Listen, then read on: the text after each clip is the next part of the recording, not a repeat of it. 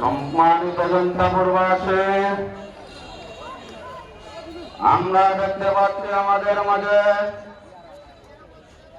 ঐতিহ্যবাহী রাজনী মাঠে